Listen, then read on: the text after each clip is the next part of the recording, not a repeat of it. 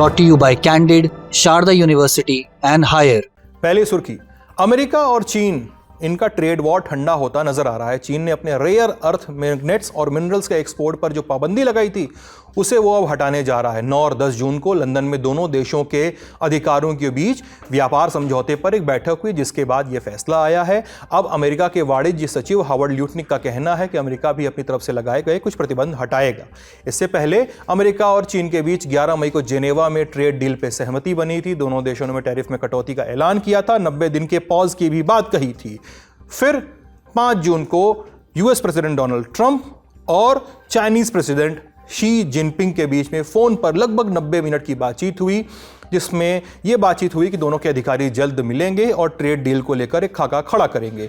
इस बारे में, इस खबर के बारे में आप विस्तार से जानना चाहें तो देखें हमारा खर्चा पानी का आज का एपिसोड, जिसका लिंक आपको इस वीडियो के डिस्क्रिप्शन बॉक्स में मिल जाएगा। अगली सुर्खी बताएंगे, लेकिन उसके पहले ये जरा तस्वीरें देख लीजिए।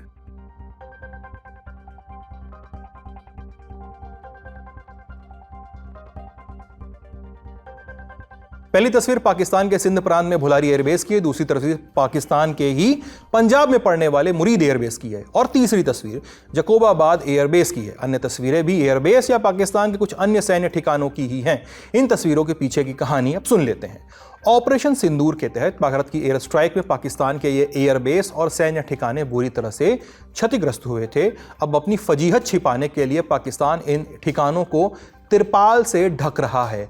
जो तस्वीरें हमने आपको शुरू में दिखाई वो तिरपाल से ढके इन्हीं सैन्य ठिकानों की है।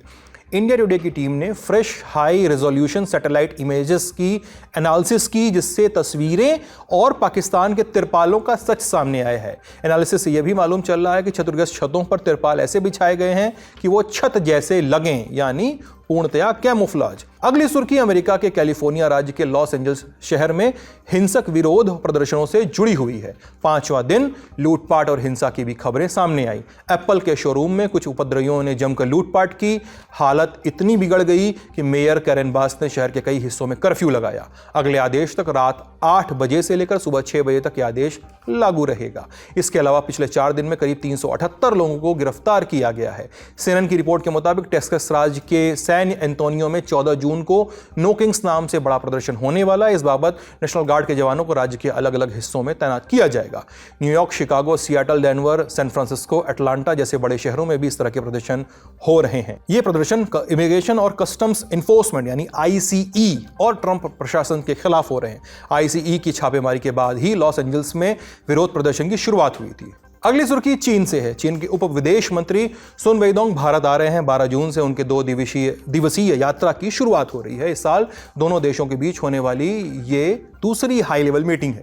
इसके पहले जनवरी में भारतीय विदेश सचिव विक्रम मिस्री ने बीजिंग का दौरा किया था, जहां दोनों पक्षों ने रिश्ते सुधारने को लेकर कई कदमों पर सहमति जताई थी।